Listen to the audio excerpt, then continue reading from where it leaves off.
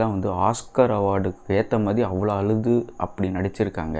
இந்த கள்ளக்குறிச்சியில் வந்து இந்த சாராயத்தை குடிச்சிலாம் உயிரை விட்டாங்கல்ல, அப்போல்லாம் எங்கே போனாங்க? விஜய் அண்ணாலாம் போய் நேரில் போய் பார்த்தாரு. அப்போல்லாம் இவங்க டக்குன்னு போகாமல் இங்கே மட்டும் டக்குன்னு போயிருக்காங்க.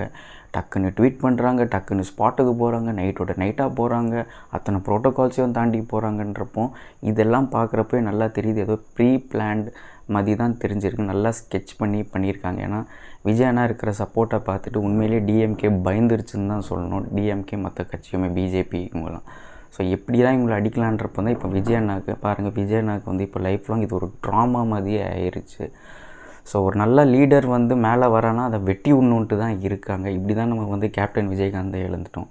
இப்போ விஜய் அண்ணாவுக்கு நடந்தது வந்து பார்த்திங்கன்னா சத்தியமாக ஒரு ஹாண்டட் தாங்க. ஸோ இதில்தே ப்ரூவ் பண்ணிட்டாங்க டிஎம்கே.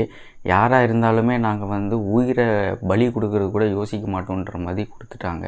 இது எங்கே போய் முடிய போகுதுன்னு தெரியல. இனிமேல்டாச்சும் பப்ளிக்கு ஆல்ரெடி உஷாராயிட்டாங்க. அதால் தான் வந்து இந்த வாட்டி டிஎம்கேவோட பாலிட்டிக்ஸ் இந்த ஸ்டண்ட்டு வந்து அந்த அளவுக்கு வேலைக்கு ஆகலைன்னு தான் தெரியணும். பட் பாவம் யாருன்னா பாதிக்கப்பட்ட அந்த ஃபேமிலிஸு விஜய் அண்ணாவை பார்க்கணுன்ற ஆசையில் வந்திருக்காங்க. அண்ட் விஜய் அண்ணாவுக்குமே இது லைஃப் லாங் ஒரு இம்பேக்ட் மாதிரி ஆகிடுச்சு.